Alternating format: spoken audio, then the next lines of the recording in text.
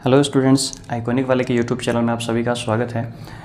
तो जैसा कि आपको पता है कि आरबीएससी ने जो है वो कक्षा 10 और कक्षा 12 के जो ब्लूप्रिंट है वो रिलीज़ कर दिए हैं। और कक्षा 10 और 12 के जो ब्लूप्रिंट है वो आप या तो ऑफिशियल साइट से डाउनलोड कर सकते हैं या आपको हमारे टेलीग्राम चैनल पर मिल जाएंगे। इसका लिंक आपको डिस्क्रिप्शन में दे रखा है। तो आज से इस चैनल पे आपको मिलेंगे कि जो इंपॉर्टेंट टॉपिक्स हैं आपके, जैसे कि जो बड़े बड़े चैप्टर्स हैं आपके किसी भी सब्जेक्ट्स के, उनके जो इंपॉर्टेंट टॉपिक्स हैं जो आपकी परीक्षाओं के लिए जो है महत्वपूर्ण रहने वाले हैं, उनके ऊपर हम चर्चा करेंगे।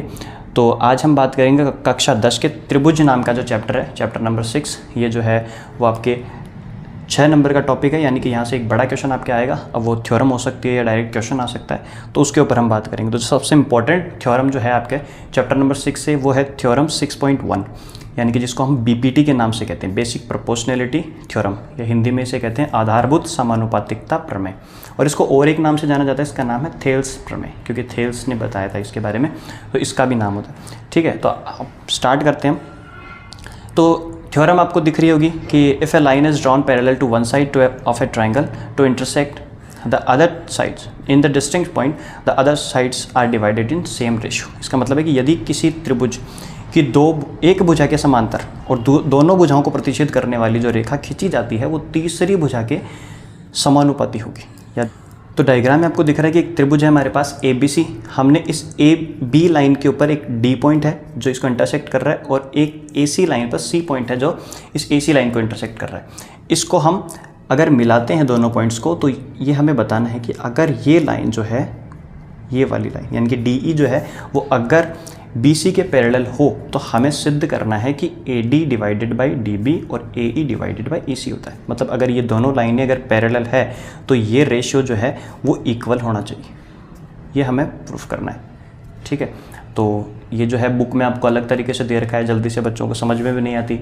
तो इसका हम एक सेकंड मेथड पढ़ेंगे जो बहुत ही इजी मेथड है। आप जो है छोटी क्लास में वो मेथड एक्चुअली पढ़ चुके हैं, उसी से इस क्वेश्चन को हम सॉल्व करेंगे। तो आपको सबसे पहले जो दिया हुआ है वो हम लिखेंगे। तो आपको क्या दे रखा है कि ये दोनों लाइन जो है वो एक दूसरे के पैरेलल है, ठीक है, यानी कि समांतर है। और हमें सिद्ध क्या करना है कि AD divided by DB and AE divided by EC दे रखा है। तो इस जो बड़ा त्रिभुज आपको दिख रहा है, ट्राइंगल है, इसमें आपको दो अलग अलग ट्राइंगल दिख रहे होंगे। तो शुरू करते हैं कि उपपत्ति, जब भी आप स्टार्ट करते हैं ज्योमेट्री में तो एक ही स्टार्ट करते हैं, इंग्लिश में इसे कहते हैं सॉल्यूशन। यहाँ से हम स्टार्ट करें तो देखो आपको दो अलग अलग ट्राइंगल दिख रहे होंगे। एक ट्राइंगल जो सबसे बड़ा है ABC, और दूसरा ट्राइंगल जो है वो कौन सा है, जो छोटा ट्राइंगल दिख रहा है AD और E। तो इसको हम लेंगे ट्राइंगल ADE। ठीक है, अब हमें गिवन क्या है, गिवन है कि DE जो है वो BC के पैरेलल है। अब मैं थोड़ा सा आपको रिमाइंड कराऊंगा कि अगर दो लाइनें जो है वो एक दूसरे के पैरेलल होती है, ठीक है, और अगर एक तिर्यक रेखा इसे काटती है, मतलब ट्रांसवर्जल लाइन अगर इसको काटती है, तो ये वाला जो एंगल होता है वो इस एंगल के इक्वल होता है। ठीक है, यानी कि इसको अगर एंगल 1 और एंगल 2 हम पढ़ें तो एंगल 1 जो होगा वो एंगल 2 के इक्वल होगा। इसका रीजन आप जानते हैं क्या होता है, संगत कोण हम कहते हैं, जो कि छोटी क्लासों में पढ़ते हैं, संगत कोण, या जिसे हम कहते हैं कॉरस्पॉन्डिंग एंगल। वैसे 9th क्लास के जो अभी 10th में है उन्होंने पढ़ा नहीं होगा, जो राजस्थान बोर्ड से हैं, क्योंकि 9th क्लास में ये टॉपिक हटा दिया गया था, संगत कोण कॉरस्पॉन्डिंग एंगल। वैसे 6th चैप्टर में था आपके, कॉरस्पॉन्डिंग एंगल इनको बोलते हैं। तो यहाँ पर भी आपको देखो कॉरस्पॉन्डिंग एंगल दिख रहा होगा, DE पैरेलल टू BC, और ये जो लाइन है ये इसके लिए क्या काम कर रही है, ट्रांसवर्जल का काम कर रही है। तो जो ये एंगल D होगा यहाँ पर डायग्राम में, वो किसके इक्वल होगा, एंगल B के इक्वल होगा। और जो एंगल E है वो किसके इक्वल होगा, एंगल C के इक्वल होगा। ठीक है, तो हम यहाँ पर लिखेंगे कि angle D is equal to angle B।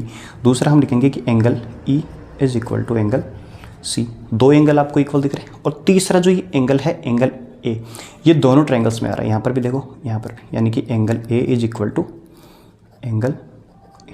यहाँ पर तो इन दोनों का रीजन तो क्या आ जाएगा, संगत कोण, जिसको हम क्या कहते हैं, कॉरस्पॉन्डिंग एंगल कहते हैं, कॉरस्पॉन्डिंग एंगल।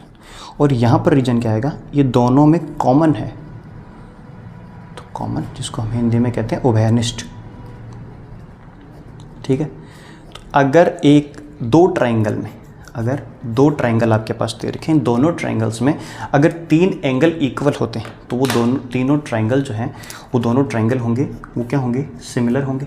क्योंकि आपने सिमिलरिटी की जो प्रॉपर्टी है वो पढ़ी है कि अगर किसी भी दो ट्रायंगल में, अगर किसी भी दो ट्रायंगल में संगत कोण कॉरस्पॉन्डिंग एंगल्स इक्वल होते हैं तो वो एंगल क्या होते हैं, वो ट्रायंगल जो है हमारे क्या हो जाएंगे, समरूप हो जाएंगे, सिमिलर हो जाएंगे। ठीक है, और अगर ये सिमिलर हैं दोनों ट्रायंगल तो इनका जो रेशियो होगा, साइड का रेशियो होगा, वो भी इक्वल होगा।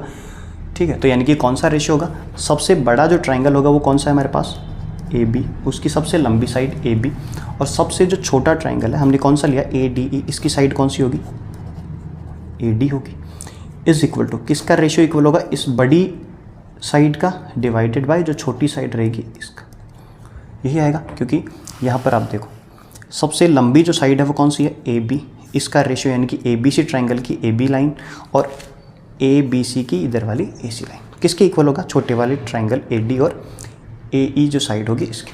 ठीक है, अब देखो अब हमारे पास जो है वो सबसे बड़ी साइड आ रही है, जबकि हमें प्रूफ क्या करना था, हमें प्रूफ करना है A D divided by D B और A E divided by E सी। इसका मतलब हमें क्या मिल गया, ए डी और ए ई तो मिल गया, ए डी और ए ई तो मिल गया, हमें क्या चाहिए, अब क्या चाहिए, डी बी और ई सी लेकर आना है। तो डी बी और ई सी कैसे लेकर आएंगे, तो जब भी आप ध्यान रखना है, जब भी आपको बड़ी साइड को छोटी साइड में कन्वर्ट करना तो उसमें से 1 माइनस करना है। तो हम लिखेंगे दोनों ओर एक घटाने पर सबट्रैक्ट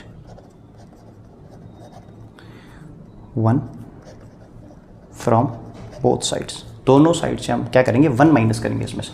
तो 1 माइनस करेंगे तो क्या आएगा, A B divided by A D minus 1 is equals to A C divided by A E minus 1। अब यहाँ हम क्या लेंगे, यहाँ पर हम एलसीएम लेंगे। तो एलसीएम कितना आएगा, इसके नीचे कुछ नहीं है, 1 मान सकते हो, उसके नीचे कुछ नहीं है, 1 होता ही है, एलसीएम आएगा। एलएचएस साइड का एलसीएम कितना आएगा, ए डी, जब ए डी से ए डी को डिवाइड करोगे 1 और 1 को ए बी से मल्टीप्लाई करेंगे तो ए बी, फिर माइनस यहाँ से इसको डिवाइड करेंगे और ऊपर वाले से मल्टीप्लाई करेंगे तो कितना आ जाएगा, A D is equals to, same काम इधर करेंगे, इधर आएगा एलसीएम ए ई, यहाँ से दोनों का जो एलसीएम होगा वो ए ई आएगा, ए ई से ए को डिवाइड करेंगे बचेगा क्या 1 और 1 को ए सी से मल्टीप्लाई करेंगे तो ए सी, माइनस 1 से डिवाइड करेंगे ए ई और ए ई को जिससे मल्टीप्लाई करेंगे तो ए ई आ जाएगा। ठीक है, अब आप डायग्राम में देखो A B minus A D, ध्यान रखना A B minus A D, तो A B minus A D यानी कि इस ए बी में से अगर आप ए डी माइनस करते हो तो आपके पास क्या बचेगा, ये बचेगा कि नहीं बचेगा, डी से लेकर बी तक, मतलब पूरी साइड में से अगर मैं ये साइड माइनस कर दूँ तो बचेगा क्या मेरे पास, डी। तो इसको लिखेंगे हम यहाँ पर कि ए डी, यहाँ से बचेगा D B divided by A D. Same देखो इधर अगर आप ए सी में से माइनस करते हो, ए सी में से ए ई माइनस करेंगे तो क्या बचेगा हमारे पास, ए ई और सी बचेगा। तो इसको हम लिख देंगे ए सी माइनस ए ई को हम लिख सकते हैं ई सी डिवाइडेड बाई ए।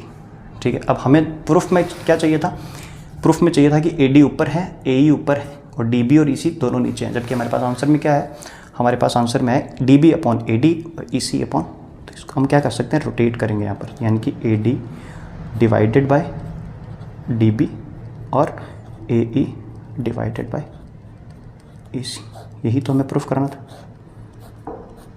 ठीक है, हेंस प्रूव्ड, हिंदी में क्या लिखते हैं हम, इति सिद्धम, यही तो हमें प्रूफ करना था कि A D upon D B और ए ई अपॉन ई सी। अब इसको आप ध्यान से देखिए और एक बार दोबारा से समझ लीजिए कि ए बी सी ट्राइंगल दे रखा है, अगर इन दोनों लाइनों, इन ए बी और ए सी को इंटरसेक्ट करके अगर कोई तीसरी लाइन निकालते हैं तो वो जो ट्राइंगल की तीसरी लाइन होगी वो दोनों एक दूसरे के पैरेलल होती है। तो अगर ये पैरेलल होती है तो इनका रेशियो भी क्या होना चाहिए, इक्वल होना चाहिए। तो हमने गिवन में दे रखा है कि हमें डी ई जो है पैरेलल है और ये रेशियो हमें प्रूफ करना था। तो हमें एक कॉन्सेप्ट याद रखना है बस यहाँ से, जो हम प्रीवियस ईयर्स में जो क्लासेस थी उसमें हम इसको पढ़ चुके हैं कि कॉरस्पॉन्डिंग एंगल कौन से होते हैं।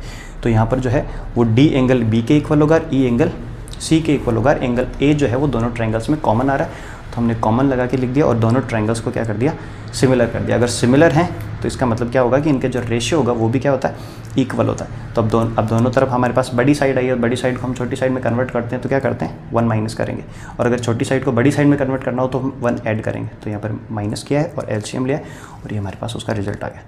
ठीक है, अब ये जो है आपको बुक में जो है वो थोड़ी अलग तरीके से दे रखी है, थोड़ा लेंदी तरीका है, तो आप दोनों में से कोई सा मेथड अगर आपको वो समझ में आता है तो वो, अदरवाइज़ आप इसको भी एग्जाम में ले सकते हैं, पूरे में से पूरे नंबर मिलेंगे। ठीक है, तो आई होप आपको अच्छे समझ में आ गई होगी। तो अब यहाँ तक आ गए हो तो वीडियो को लाइक भी करो और चैनल को सब्सक्राइब जरूर करना और अपने मित्रों को ज़रूर शेयर करना।